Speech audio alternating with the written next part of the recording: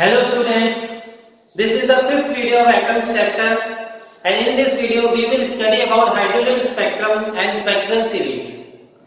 Well, last video में हमने different orbits के एनर्जी के बारे में डिस्कस किया था और एनर्जी लेवल डायग्राम्स बनाए थे. नाउ इस वीडियो में हम हाइड्रोजन स्पेक्ट्रम के बारे में पढ़ेंगे.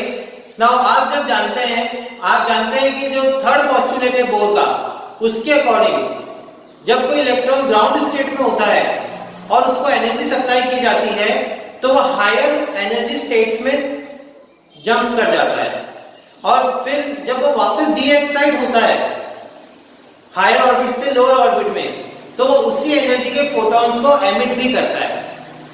तो हम इसको इस तरह से सोच सकते हैं, मान लीजिए ये कोई ऑर्बिट है n1, एनर्जी है E1 and this is an orbit n2, energy E2. and suppose कोई इलेक्ट्रॉन n2 से डी एक्साइट होके n1 में ट्रांजिशन कर रहा है. तो इलेक्ट्रॉन जब n2 से n1 में ट्रांजिशन करेगा तो एक फोटोन को एमिट करेगा जिसकी एनर्जी होती है hν. फोटोन की एनर्जी आप जानते हो, लाइट के फोटोन की एनर्जी होती है hν, where you is the frequency. Okay, तो आप बोर के पोस्टुलेट के अकॉर्डिंग जो फोटोन की एनर्जी होगी वो इन दोनों ऑर्बिट्स के एनर्जी डिफरेंस के बराबर होगी. तो हम लिख सकते हैं hν is equal to E2 minus E1. Okay, now इसको फर्दर लिख सकते हैं न्यू को c by lambda. तो at c by lambda, c is the speed of light, lambda is the wavelength. तो frequency is c by lambda. E2 होगा energy of orbit का क्या फॉर्मूला होता है, minus me4 by 8 epsilon naught square h square z square by n2 square. Okay, minus E1 होता है minus me4 by 8 epsilon naught square h square z square by n1 square. This will be E1. Now इसमें से हम लिख सकते हैं hc by lambda. इसमें से me4 by 8 epsilon naught square h square z square common आ जाएगा, अंदर बचेगा ये माइनस माइनस प्लस हो जाएगा तो plus 1 by n1 square minus 1 by n2 square. ये फॉर्मूला डिराइव हो जाएगा. अब यहाँ पे देखो मुझे लैम्डा निकालना है तो मैं xc को नीचे ले जाता हूँ, यहाँ पे ट्रांसफर कर देता हूँ. तो 1 by लैम्डा आ जाएगा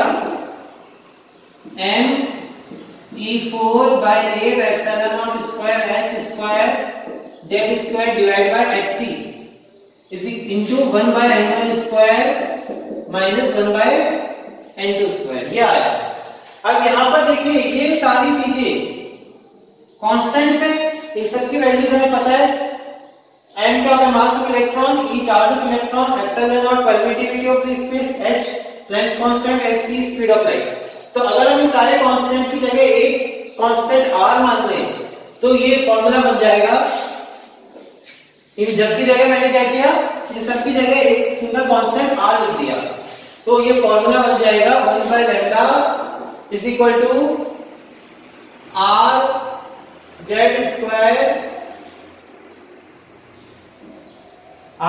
square 1 by n1 square minus 1 by n2 square. Okay, so this is the formula. 1 by lambda is equal to r z square 1 by n1 square minus 1 by n2 square. This is the wavelength emitted and n1 is the lower quantum number, n2 is the higher quantum number. and यहाँ पे r जो होता है इसको हम बोलते हैं Rydberg's constant. इसकी वैल्यू होती है 1.097 into 10 to the power 7 per meter. Okay, ये r की वैल्यू होती है, आपको याद रखनी है. z होता है यहाँ पे atomic number. For example hydrogen के लिए z की वैल्यू 1 हो जाएगी, हीलियम होगा, हीलियम एटम है तो z की वैल्यू 2 हो जाएगी. इस तरह से हम z की वैल्यू रख सकते हैं. ओके, तो this is a very useful formula for numericals. इस फॉर्मूले की हेल्प से आप वेवलेंथ कैलकुलेट कर सकते हो अगर इलेक्ट्रॉन n2 से n1 में ट्रांजिशन कर रहा है. ओके, नाउ अब हम स्पेक्ट्रल सीरीज के बारे में थोड़ा बहुत जानते हैं।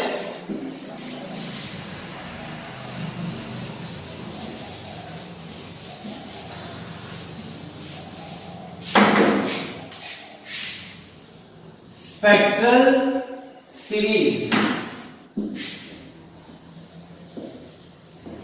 Of hydrogen atom. Okay, now मैं हाइड्रोजन एटम के लिए एक बार एनर्जी लेवल डायग्राम वापस बना रहा हूं। Suppose this is the first orbit, इसके लिए n हो जाएगा 1। Okay, this is the second orbit, जिसके लिए n हो जाएगा 2। Third orbit n equal to 3,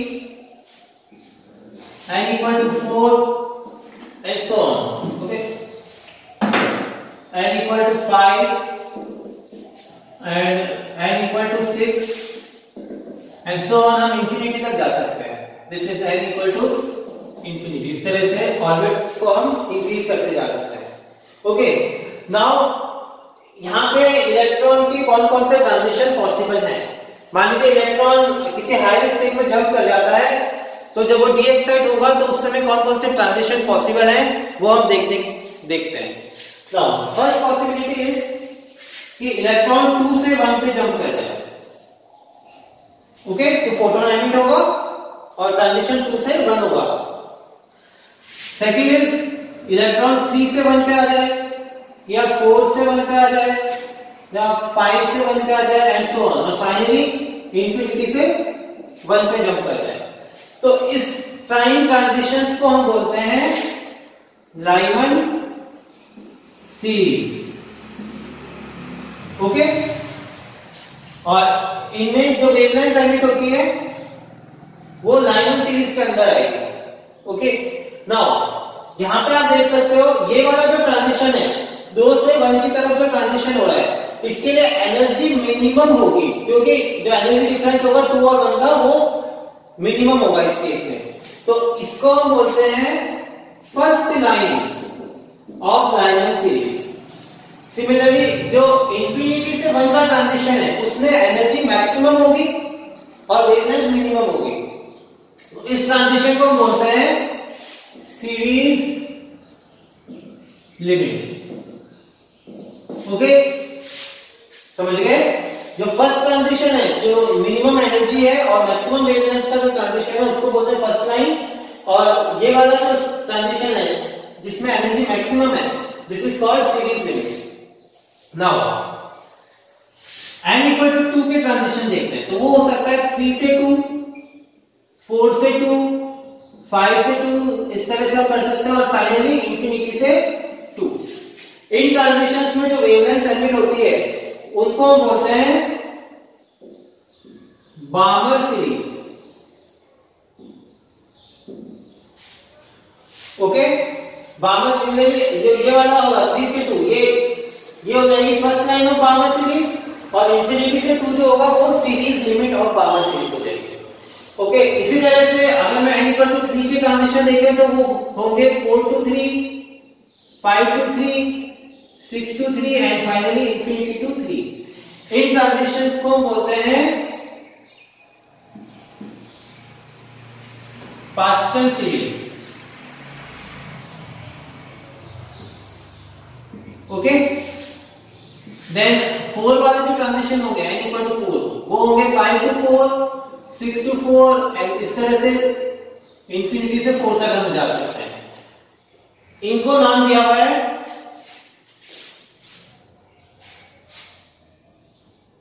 Brackett series. Okay, now ये सारे ट्रांजिशंस पॉसिबल है। ओके, नाउ यहां पे जो बार्मर सीरीज होती है इनमें जो लाइट एमिट होती है, जो वेवलेंथ एमिट होती है, वो विजिबल लाइट के अंदर आती है। विजिबल लाइट, तो आपको ध्यान रखना है बार्मर सीरीज में जो वेवलेंथ एमिट होंगी वो विजिबल लाइट के अंदर आएंगी और उनको हम देख सकते हैं। ओके, फॉर एग्जांपल अगर 3 से 2 का ट्रांजिशन अगर अपन देखें तो जो वेवलेंथ एमिट होगी होगी, इस फॉर्मूले के अकॉर्डिंग आप वेवलेंथ निकाल सकते हो। तो 3 से 2 का जो ट्रांजिशन होगा उसकी अगर आप हाइड्रोजन एटम में वेवलेंथ देखेंगे तो वो अराउंड 654 नैनोमीटर आती है और विजिबल लाइट की रेंज होती है 400 नैनोमीटर से 700 नैनोमीटर। तो this will be under visible light. इसी तरह आप 4 से 2 का कैलकुलेट करोगे तो वो भी विजिबल लाइट के अंडर आएगी। दैट मींस बामर सीरीज जो होगी वो विजिबल लाइट के अंदर आएगी। नाउ लाइमन सीरीज जो होती है इसमें एनर्जी बामर सीरीज से ज्यादा होती है तो वेवलेंथ कम होगी। तो वेवलेंथ कम होती है तो लाइमन सीरीज अल्ट्रावायलेट रीजन में लाई करती है। ओके, पास्टन सीरीज में वेवलेंथ ज्यादा होती है बामर सीरीज से, एनर्जी कम होती है तो वेवलेंथ ज्यादा होती है। तो पास्टन सीरीज में ये आती है, Paschen series under infrared reason. Okay, similarly जो ब्रैकेट सीरीज होगी और इसके बाद जो सब्सिक्वेंट सीरीज आएंगी वो फार इंफ्रारेड रीजन में आएंगी। ओके, ब्रैकेट के बाद नेक्स्ट होगी फ्रीक्वेंट सीरीज, तो ये सारी फार इंफ्रारेड रीजन में आएंगी। क्लियर है आपको? तो ये आपको ध्यान रखना है, Balmer series is visible light, Lyman is ultraviolet region और बामर के बाद जो भी सीरीज आएंगी वो इंफ्रारेड रीजन में लाई जाएगी। ओके, तो ये तो हमने सीरीज हाइड्रोजन सीरीज का कॉन्सेप्ट समझा। अब हम फॉर्मूलेज डिराइव करते हैं।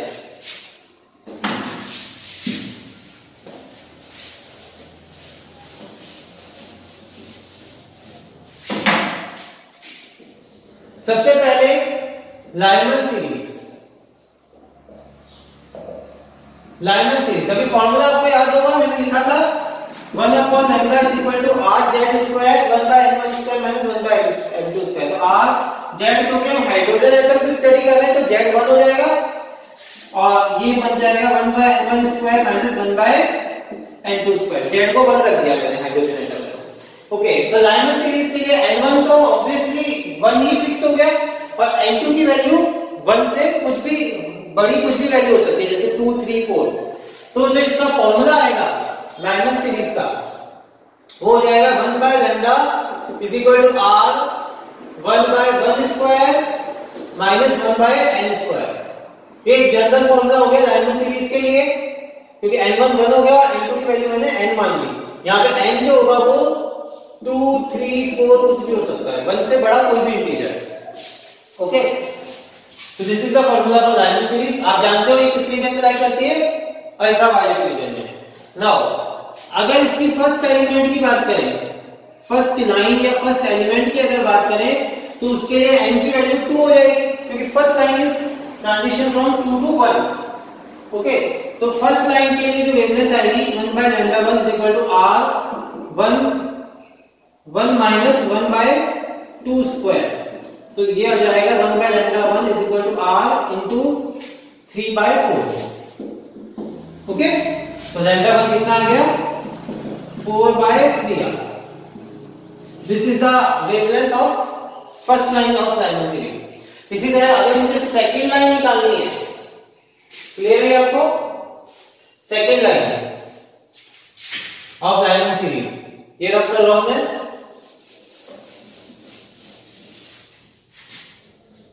Second line of Lyman series,